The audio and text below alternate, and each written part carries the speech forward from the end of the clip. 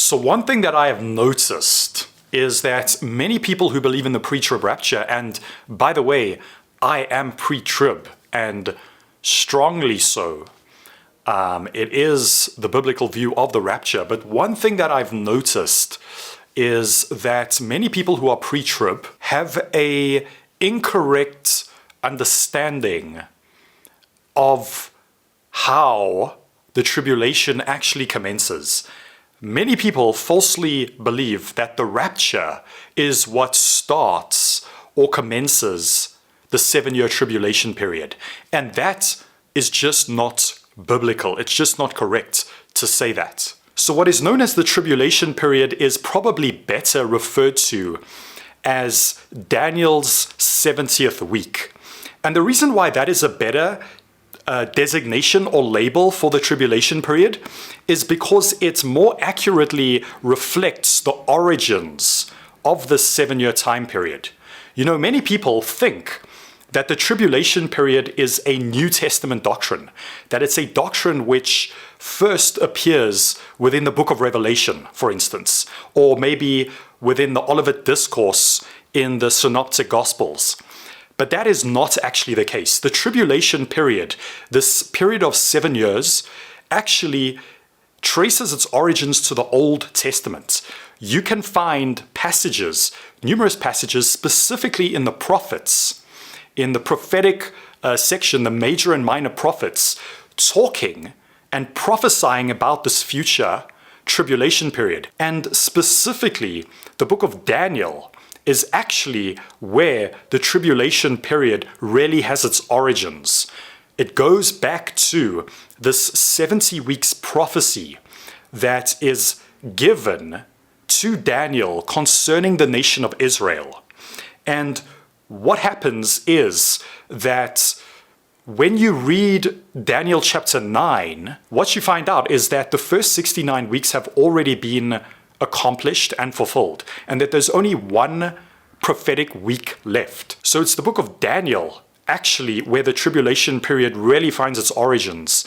And what you find out is that when you read the book of Daniel, Daniel clearly tells us what triggers or what starts this 7-year tribulation period, this final week of his prophecy for Israel. He clearly tells us in Daniel chapter 9, verse 27, the Bible says the following, "And he shall confirm the covenant with many for 1 week. And in the midst of the week he shall cause the sacrifice and the oblation to cease. And for the overspreading of abominations he shall make it desolate, even until the consummation. And that determined shall be poured upon the desolate." So what I'm saying is that many people have an unbiblical view that it is the rapture which triggers the tribulation.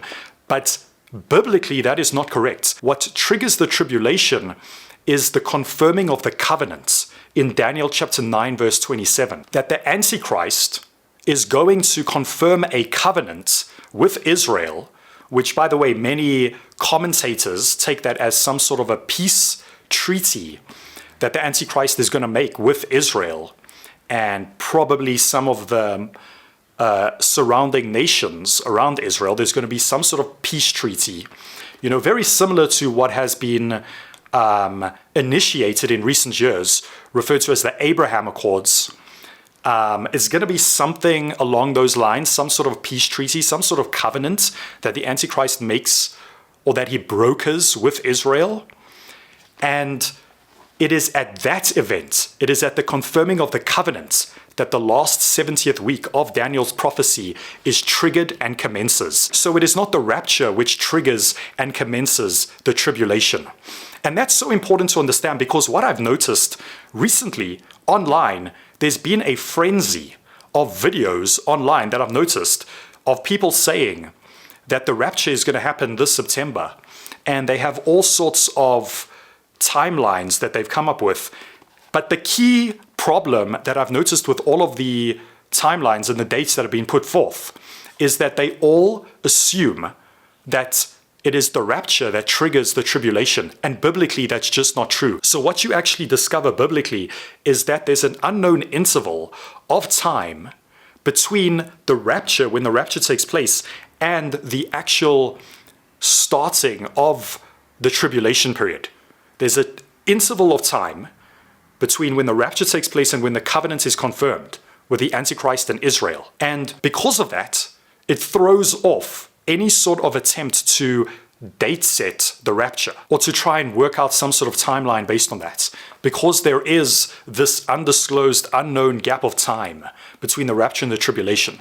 So that is just so important to understand, because it's something that I've heard over the years where it's just taken for granted that the rapture will trigger the tribulation. But actually, biblically, it's not the rapture, it's the confirming of the covenant, and that there's going to be a undisclosed, unknown interval of time between when the rapture takes place and when the covenant is confirmed with the Antichrist and Israel. I think it's very important to just understand that, because it will save you from being duped into a lot of these false prophecies that people are coming out with now, trying to date set the rapture to this month and trying to say that the rapture will happen this September. And they are all falsely assuming that it's the rapture which triggers the tribulation, when biblically that is just not true.